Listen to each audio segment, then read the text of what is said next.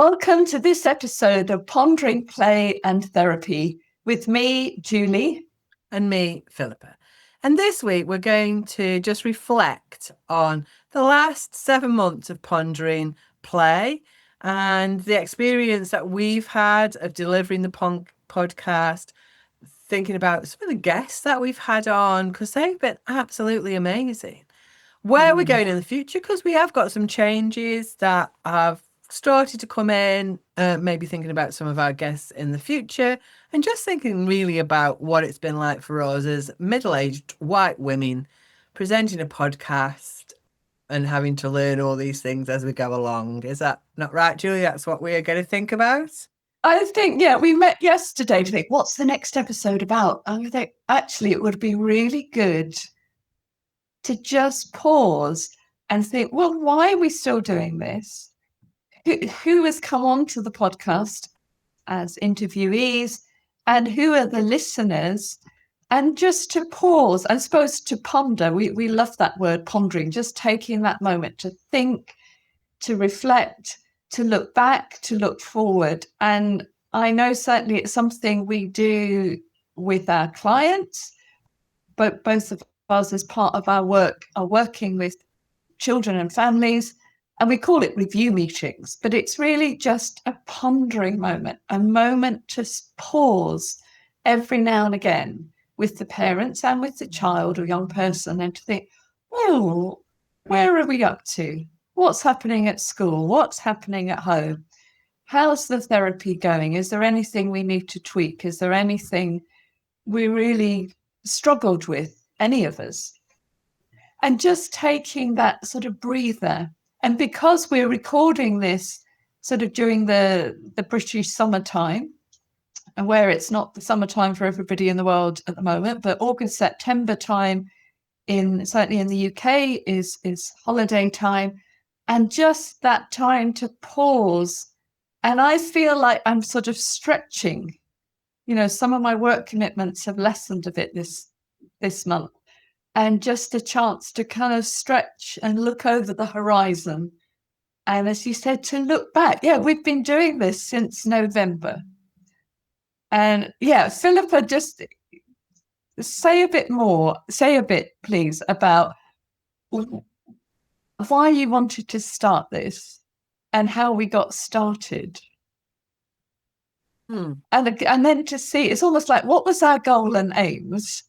And are we reaching those, or have we wandered off into something else? Which is what happens with therapy often as well.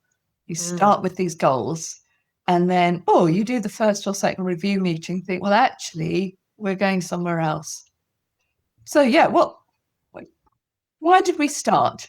Yeah, again, we started, didn't we? Because we often meet and have consultations, supervisions, and have what I felt were really rich conversations that often were more than the thing we were looking at.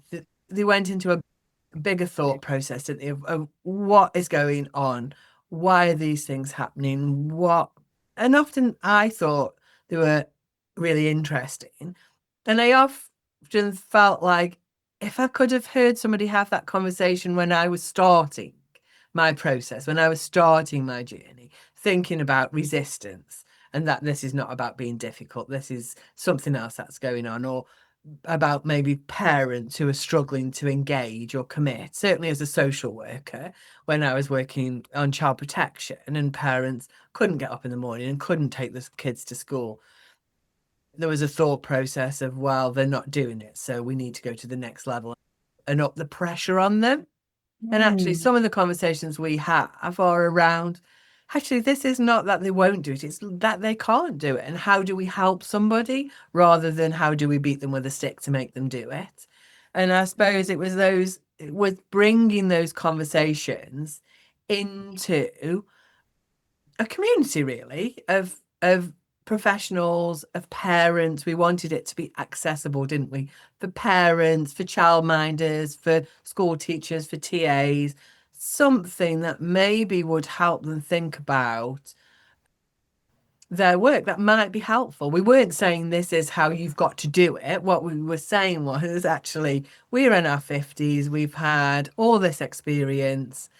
This might be helpful for you because some of this was maybe what would have been helpful for us when we were starting our journey. And I think that was the driver, wasn't it, to have the conversations out more widely. It was just nowhere near as simple as recording a conversation and putting it out there for people to listen to. It just wasn't that simple, was it? We've been on a journey. And which again, I think has been really helpful because one of the things that we know about brains is that learning new skills and doing new things kind of really helps your brain to keep active, to keep developing, to be healthy, really. So in some ways, it's been a healthy thing for us to do. I think there was moments, there still is, where I'm a little bit hyper focused on it and kind of can't get it out of my head. And I'm not sure always how healthy that is for the people around me, even if I'm enjoying it. But I think that's where we started. That was our principle, wasn't it? Was let's share these conversations.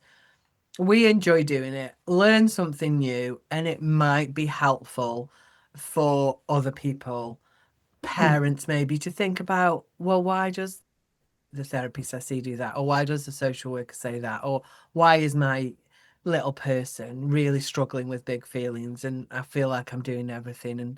And maybe just giving them a little bit of different information that might help somebody in their family, in their school, in their home, in their foster home, be begin to explore a different avenue that might make things a little bit easier for them or a little bit more of an idea of where to go to get support if you can't fix it yourself. Would that be fair? Yeah, I think so. Certainly, we've been meeting for many, many years, as you said, as doing supervision, doing consultation, having sort of professional conversations. And we've often thought at the end, gosh, that was a great conversation. We've often run way over our time. Oh, I just need to say that. We've started thinking about a family, but then we've gone into sort of wider thinking. And really, the podcast has been pressing record on some of those conversations. But as you said, and you've taken on the bulk of this, thank you, is the learning all the buttons on the computer you didn't know existed, all the platforms we didn't know how to make access to. And we've been delighted to be able to get from November to now, so 7 months, and do about 36 episodes. I mean, this has come out pretty much every Friday for 7 months. And we have got so many more episodes already in the bag lined up to be edited to come out in the next few months. I think we've got enough to get us to November or December so far. And a big part of that has been moving a little bit away from, but not completely away from, Philippa and Julie conversations, of which we've had many and have put many of those out.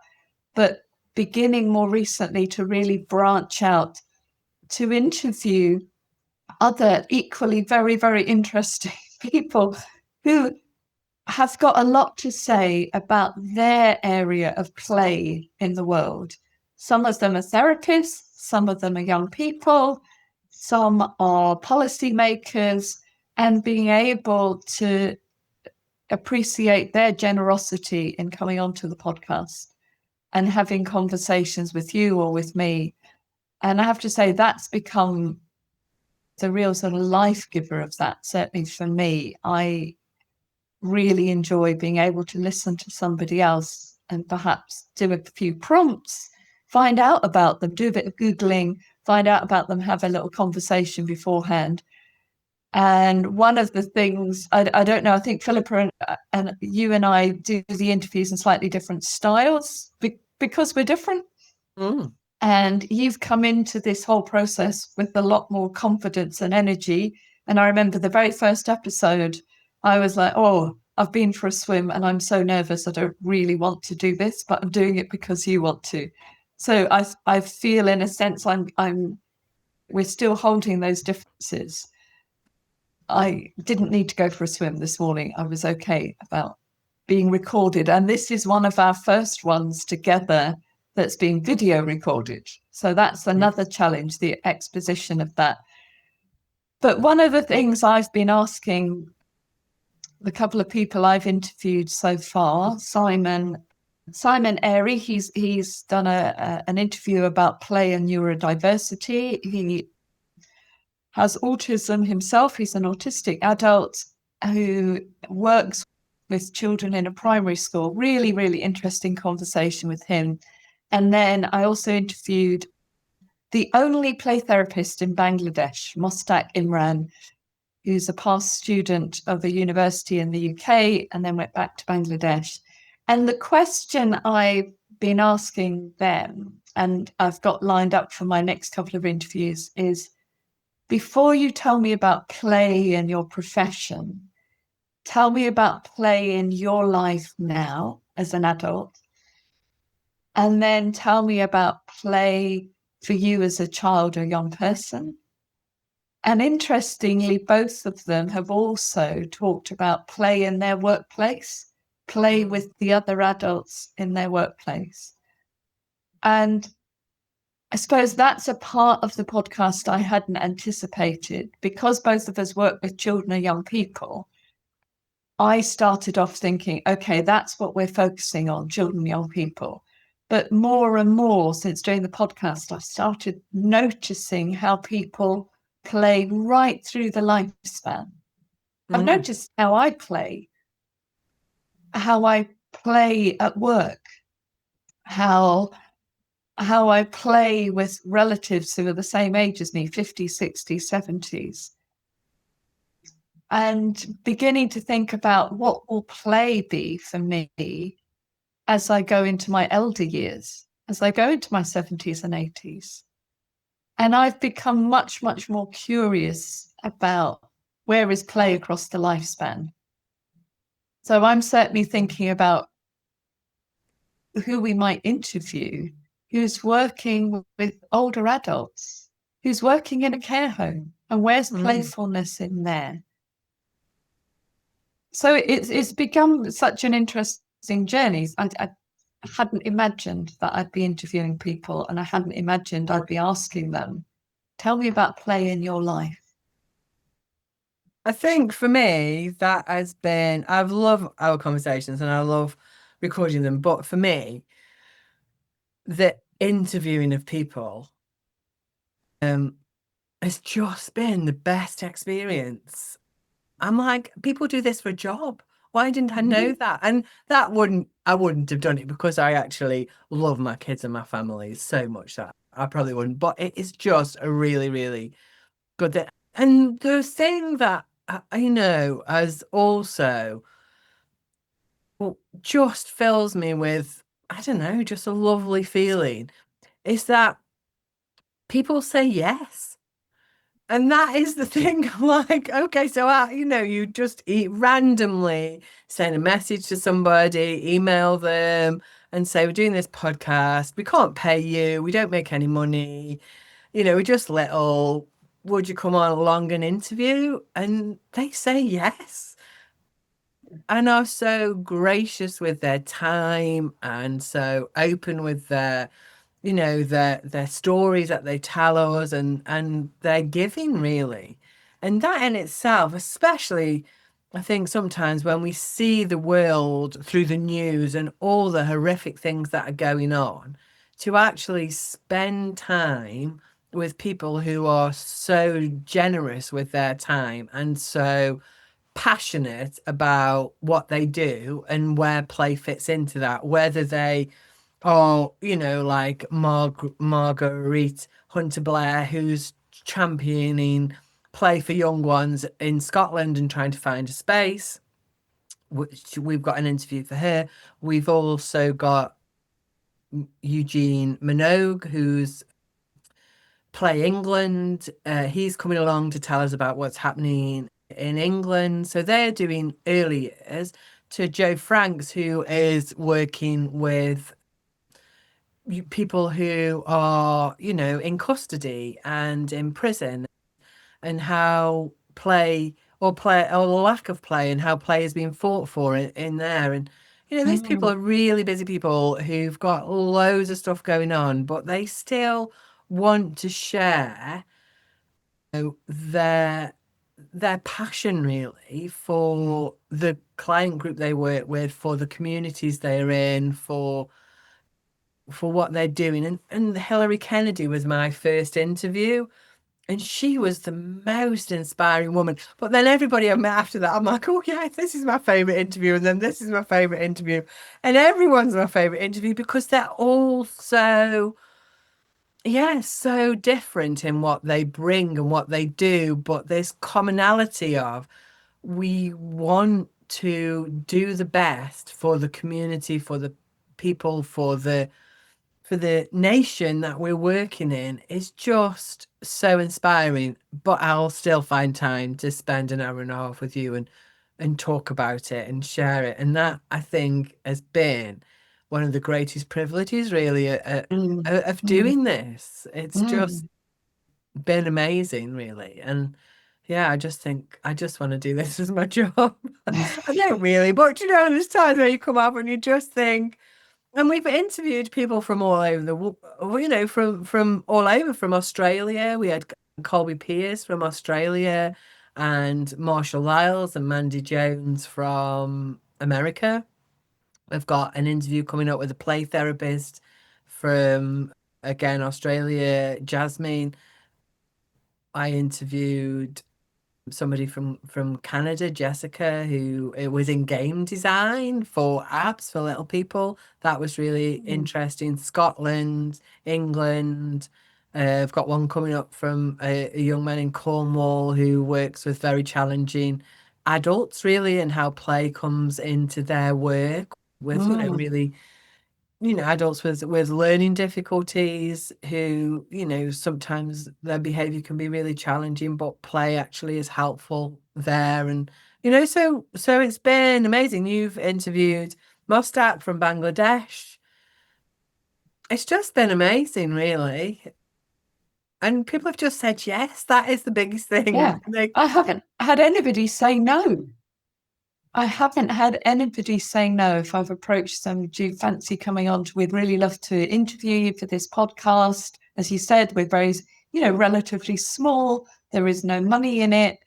Um, and everybody has said yes. And as you said, very busy people. Sometimes it's a month or so before we can set up the interview. But, they've been able to carve out time and give that very generously. And I have found it absolutely fascinating. And something I would like to say to listeners is, if you've got a project, or if you've got something to say, or if you would like to come on to the podcast, please get in touch with us, because we would love to interview you.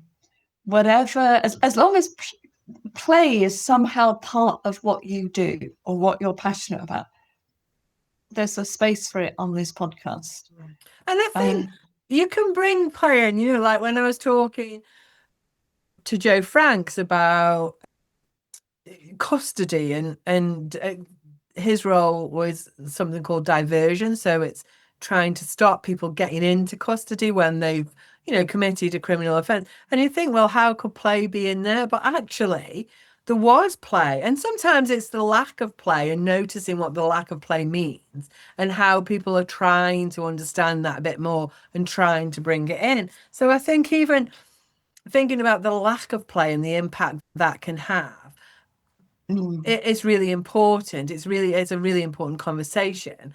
But you will find that somewhere somebody is trying to sneak it in, whether it's giving teenagers stress balls if they're in, if they're waiting in a police custody suite, or painting murals on a wall, or, there's a way where it's trying to just sneak in. And I think we are as a nation, maybe starting to understand a little bit more about the importance of play, and the impact when that is lost. And that, again, is a theme that's come through, is when there's been a yes, loss of play and the change of play, the impact that has, and that COVID seemed to speed that up in some Mm, ways mm, and make mm, it more noticeable. There was kind of the two, and I know that Mossack, when he was talking to you, was talking about how plays changed there in Bangladesh. mm, And I think that has definitely been a theme that's come through to me, is that there's been a loss of free play. So yes. we structure play more, and we do school ready play, which Hillary Kennedy and Marguerite both talked about, is this: there is structured play and getting children ready for school and ready to meet their SATs tests and things like that. But there's loss of free play. And we talked about, didn't we, about disadvantaged communities and the loss of Mm, space within those mm, disadvantaged communities and how that affects it. And I know, like I was just saying, Mossack, he talked about that change in Bangladesh, where that mm, replay is not as readily accessed or available, and I think that's been a big theme for me. mm. That's what I found interesting in asking people, where's play in your life now as an adult? But when they've each been thinking back to themselves as children and young people and what was available for them, or how play was encouraged and allowed and given time and given space, there's always been some lament, some sense of, well, when I was a child, this happened. But I notice with the children in my life now, nieces, nephews, children, clients, pupils, they don't have that now. And there is a lament, there's a sadness around that for many of the people I've interviewed, saying that what was there for me isn't there for me now. And some of them are in their, they're not as old as I am, they're in their 30s, early 40s, and yet they're lamenting what's even happened in the last 20 years in their spaces. And that's why it's so interesting hearing what the national bodies like Play Scotland, Play England, and in Northern Ireland it's called Play Board, and there's also Play Wales, and really, wanting to get in touch with those policy organisations that are informing policy. What do we do about this? Because this is serious. And that Definitely. play is a serious thing. It's not an add-on. It's not just being frivolous. It's absolutely essential for human development and to sustain human relationships. I was reading this morning a survey that's been done by IPSOS, it's IPSOS, and Politics Joe, and they had interviewed young people. Well, no, they were looking at young people, but they'd interviewed people from 16 to 75, and Mhm. they were thinking about, again, their mental health really. But one of the biggest things that came out was that 1 in 3 young people felt lonely quite often during a week, but they would say they'd got many friends. And that disconnect between I've got many friends, but actually I feel lonely quite often. And I was listening to Politics Joe is a podcast that it is about politics, but actually they were talking about this survey, and what they were picking up on was this. I guess what we're saying is this change in habits. And one of the things that they talked about was the third space. So whilst we're talking about play as children and the space not being available, they were talking about play as the third space that's not work or not home, where you meet as a community. So maybe the local pub or the park if you're 16, 17, or the gym or places like that have become out, maybe too costly for people to attend to, or they're closed down, or they're not available.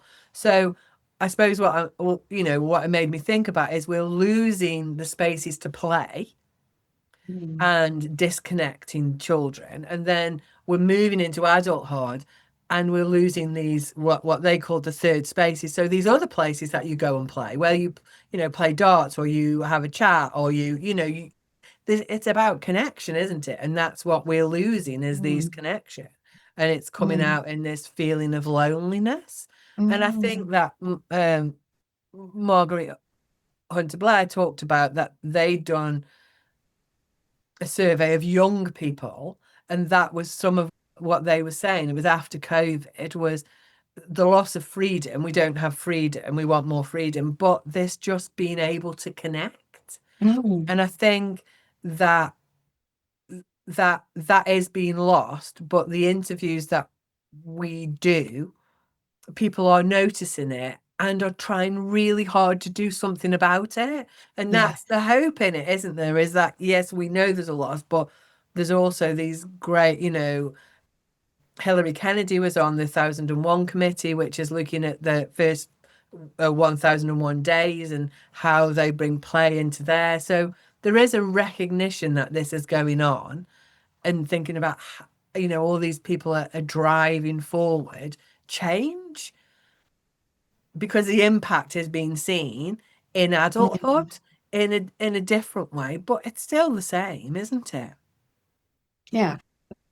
Where do we meet? And I was saying to you yesterday that, on my way to the gym, and I am fortunate enough to be able to have that as one of my third spaces, to meet other people, to see other people, to do something playful and healthy with my body. And I'm very grateful that I'm in a position to be able to do that.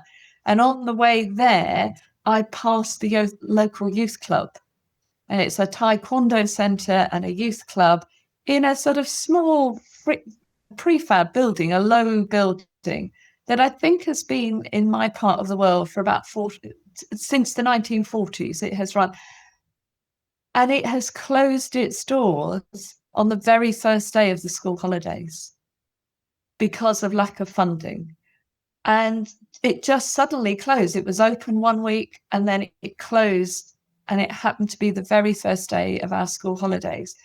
So those hundreds of young people, children and young people, who were expecting to go on trips, who were expecting to spend their days in the youth club, it's suddenly taken away. And it breaks my heart to walk past that and to see that padlock on that building.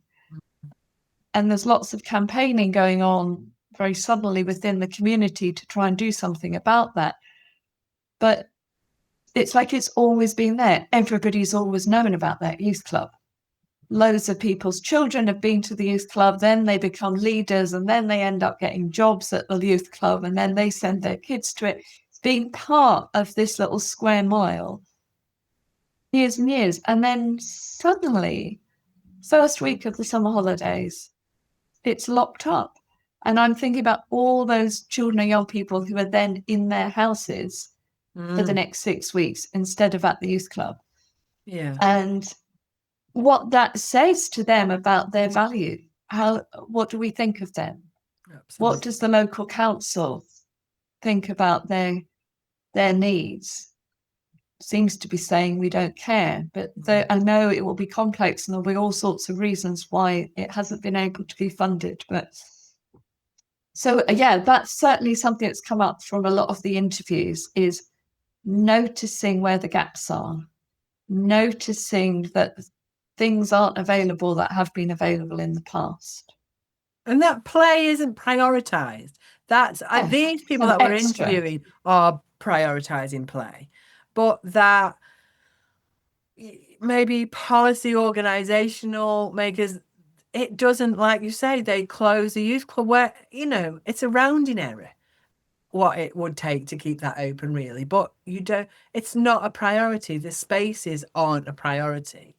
But there's people driving it forward that are saying we need to make it a priority. We need to think about it. Let's get it into legislation. Let's build a community that says this is important for us. You are saying your community is banding together to argue for it. So there are, and that's the hope that I think the podcast has given me, is that there are people that are really invested in their communities, in their practice, but as a as a wider thing as well. So it was on all levels that people are invested in play, wanting to be part, wanting just going on the podcast and talking about it and noticing it and thinking about where it is. This week's episode, the week that we're talking about, so it'll be a few weeks ago by the time people are listening to this, Angela was talking about residential care and how play is really important in children's homes, and how that can be building relationships, building connection. And she was really passionate about providing support for young people within community homes, residential homes, so they still have these access to these playful moments. And I just think that is lovely to hear and lovely to talk, lovely to think about how people are doing that and hopefully sharing that. So other people, it might inspire others to think, well, if they can do it in their community, we can do it in ours. Or, oh yeah, that would be really great to bring into our residential home. Or, some of the conversations we've had about regulation and repair and, play and safety, that might help people think about actually how can play be in our everyday lives where we don't have to think, oh, we've got to get all these toys out and play, but how can we have a playful moment with some bubbles or a cotton ball or jumping in some puddles? And I think that those are the important moments for me that hopefully the podcast is starting to share. And I think I'm looking at this big list in front of me. So before we started today, I asked you, Philippa, how many downloads we've had. And actually, we're not really that interested in the numbers. So you gave me the figure for the downloads. But then I said, where are the people who've downloaded? So this is, if listeners, you might know that you might be the only person in one of these countries, but we have noticed you come up on our statistics every week. So as expected, lots of people from the UK, from the US. We've gone to other English-speaking countries like Canada, Australia, New Zealand, Ireland. But we've also hit Puerto Rico. So hello, if that's you. Egypt, South Africa, quite a few downloads in South Africa. Thailand, quite a big number there. Belgium, Spain, Greece, Italy, Hong Kong, Singapore, and Nairobi in Kenya. Those are the ones that we've seen so far, but I expect there might be others. And what I think there was Iran and Uruguay, wasn't there? There was Iran and Uruguay as well. Yes, thank you. And there may well be others that have gone a bit further down the list we looked at this morning. And what I would love to do is interview somebody. If you are one of the people in Uruguay, if you're one of the people in Nairobi, let us know, because we'd really love to interview you and find out what's the thinking about play in your community, in your city, in your country. And you might be a parent, you might be a social worker, you might be a grandparent, you might be a young person who's just interested in play and playfulness. Or you might be, one of the government leaders in your country and making policy about play. Whoever you are, whatever your role is, we'd love to have you on the podcast to do some more pondering, because I think these conversations are not had enough. And it's almost like we could have 3, 4, 5 years worth of interviews and still not scratch the surface. But hearing about how play is being thought about across the world in different communities. And as you said, learning from each other. Oh, so you do that in your place. I was reading about play streets yesterday, where communities just block off a little bit of the street for a while. And a couple of parents may be out helping any cars in and out if they need to go. But basically, regularly, the children get or anybody, it doesn't need to just be the children, get the chance to be on the street and play. And, that was started by a few people, and then they've sort of formulated it a little bit and are able to teach other people, how can you make your street into a play street? What do you need to ask the local authority for? What do you need to do safety wise? And just go ahead and do it. And how one community can teach another. And I think that's really important, because playing a game like Kirby is a really important, I think, rite of passage. What is Kirby? I don't know what that is. So you might have called it something different from down there in the south, where you stand on either side of the road on the pavement, and you have a football, and you throw it, and it has to hit the curb and bounce back. If it bounces back and you catch it, you get 2 points. If it bounces back and rolls over, it has to roll over the halfway, then you get 1 point. Never played that, Philippa. Oh my gosh, everybody should play Kirby. I bet everyone in the north will be like, yeah, we played that. But you can't play it nowadays because the streets are too busy. You need you need to be able to throw the ball and stand in the middle and go and catch it. Yeah, Kirby, we used to play that, and you keep going until you miss the curb or it doesn't roll back to halfway, and then the next person has a go. And so you take it in turns. So yeah, having a game of Kirby, but everybody should be able to play Kirby, I think, at some point in their life. And you need a street that hasn't got cars on. Anyway, I was taking it off my reminiscing there. I guess the next thing to think about is where we're going forward, aren't we? So we're saying, we're definitely going to put out more interviews. We've got a lot of interviews lined up. So we started off just us, and then we interviewed people. And we didn't really think, like I said, that we'd get very many, but we got loads. But we were doing an interview, then ours, an interview, then ours, and then we kind of got quite a lot backed up. So we've decided through the summer. This will be released in September, but we're recording this in August. We are going to release just interviews, just because we've just got some really great interviews. So we are going to release those. And then on the beginning of September, we are going into YouTube. So actually, this will be our 4th YouTube video. We have got 3 that are coming before us that are interviews, but that is our shift, is moving into YouTube and maybe putting a few clips on TikTok. And the reason we're doing that is we get lovely downloads each week, and if you listen to ours regularly or even just one-off, we thank you, and we really appreciate every download. Every day when I come in from work, the first thing I do is check if our podcast has been listened to and by how many, and it's growing slow and steady. But I suppose what we think is that the people that we're talking about or talking with are so interesting. And they can't just be so interesting to us. I know that I get comments and they'll say, oh, I listened to that podcast with Charlotte Jenkins about the nervous system. It was so great. It's really helped me in my practice, or I was thinking about my child, or I've Lumen and Us is the app that she's got. I've downloaded that. It's been really great. So we get comments, don't we? We were at a TheraPlay conference together the other week, and people were saying, oh, I listen to you every week. So we know people are listening, and we know it's really, really helpful. But I think it's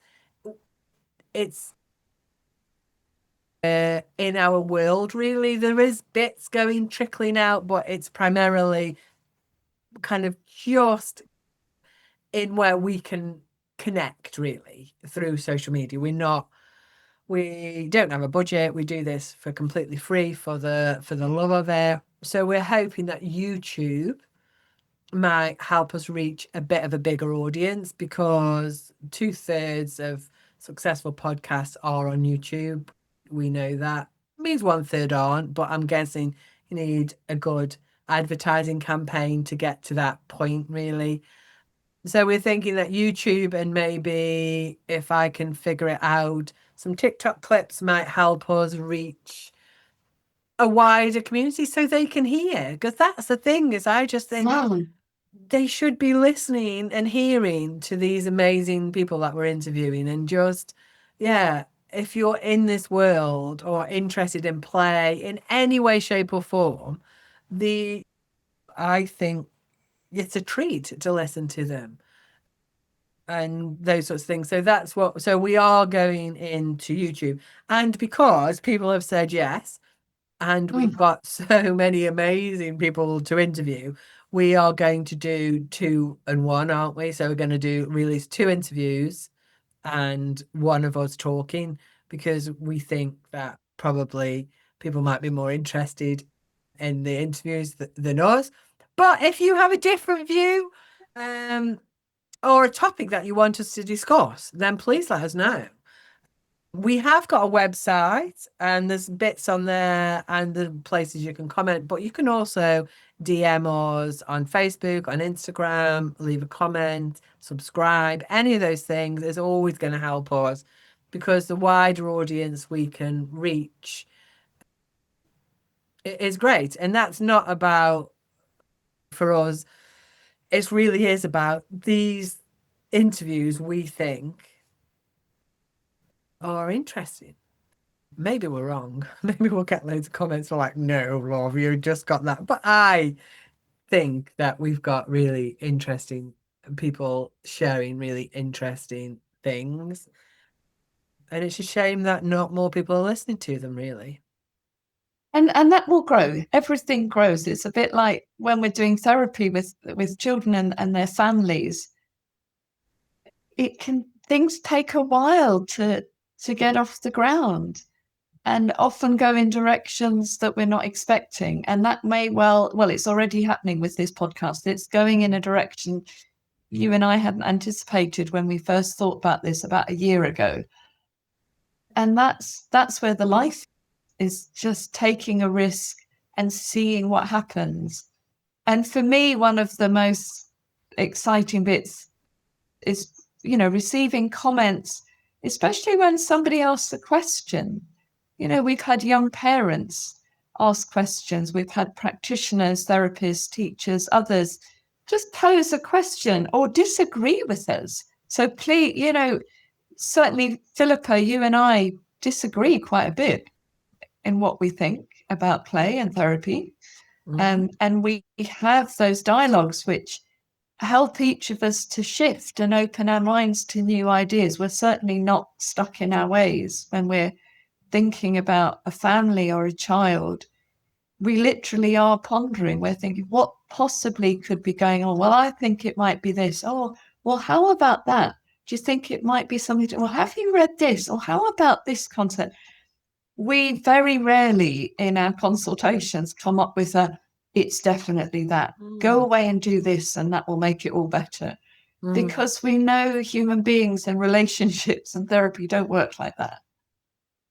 But ultimately, we're about connection. We're about noticing when connection is present and the quality of that connection.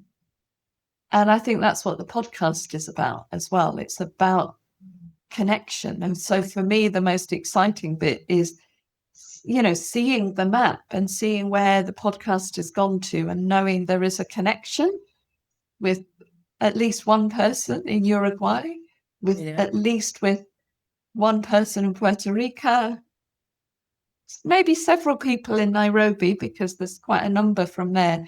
But there is a connection, and it's like, how do we strengthen that connection? What does that connection look like?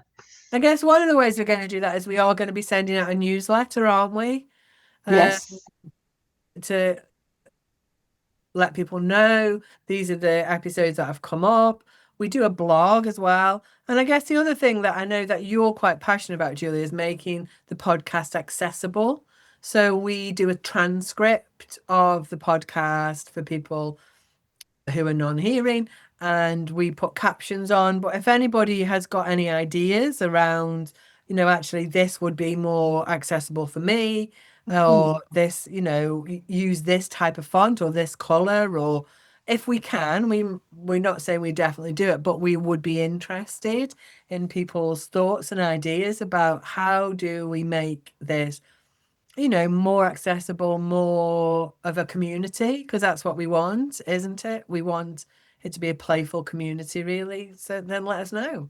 Yeah. So if the podcast in the many forms that it comes out, which is pure audio and now on YouTube with the captions that are created by YouTube, but we have some options as to how those captions look.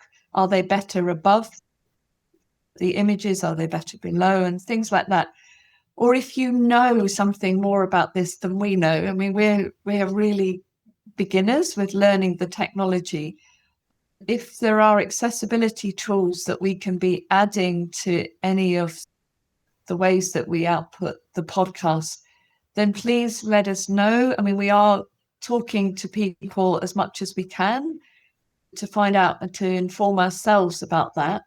But if there is something that we've clearly missed that would be, something that we could add on, let us know, because, that's a huge part of what we want to do with the podcast, is certainly not to make it restricted in any way. I guess the only caveat to that is it has to be free, whatever we use. Has to be free, or just a little bit. Yeah, yes. Because we don't. This is a that we do this as most podcasters do. Because we enjoy it, because we want to be here doing it. So there isn't a budget. We do have to pay for things, and we are happy to do, like Julie says, a small sum, but we're not going to be able to fund huge amounts of no. But if you know of any funding that would help us to be able to, for instance, put in BSL, British Sign Language captions, if anybody knows of any budgets to do things like that, we'd be delighted to know, because we really want to make this podcast as accessible as possible. Whether there's ways on YouTube of it doing, I know they'll be quite crude, but quick translations into different languages. So we're still, we're at the beginnings, but we're not right at the beginning. And delighted that the people are still listening and the numbers are growing. Delighted that we've reached every continent, apart from, Antarctica. But you never know, might get there. And to say a huge thank you to listeners. And thank you. I was going to say, and we've got, our Facebook page is growing, our Instagram page is growing, and it's really nice to see people of following us there, and because that's where we post clips and updates and things like that. So we will be sending out a newsletter, but if you don't want, I understand that some people just don't. I am one of those people. I don't want newsletters coming into my inbox. I like a zero inbox. I can't cope with the numbers on the side, so I definitely don't want newsletters.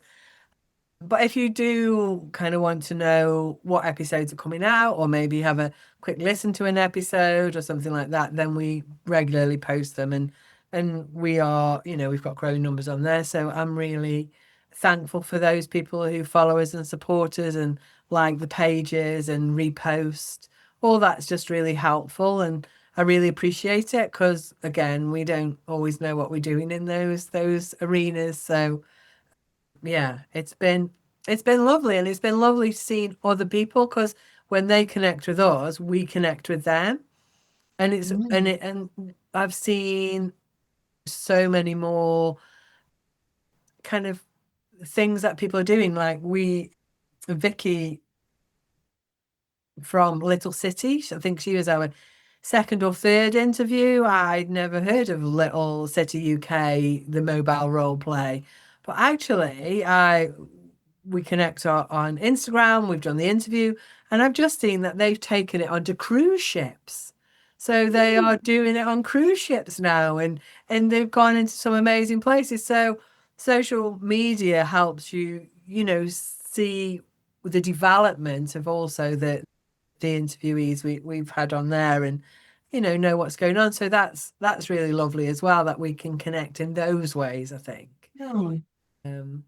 So that's the main aim, really, is to build a community of young people, adults, elders.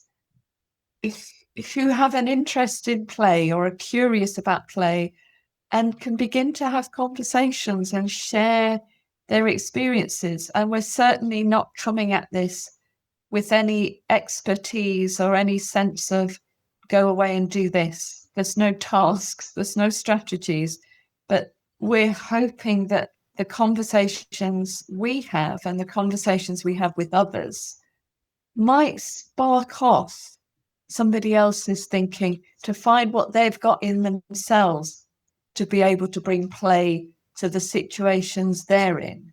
And it's just getting a couple of ideas or a different way of thinking about things. And that's probably a good place to wind up for today, Philippa. Absolutely. So, yes. So, thank you everybody for listening. Subscribe to our YouTube channel if you're watching it on there, because that really helps us. Click like as well on any of the pages.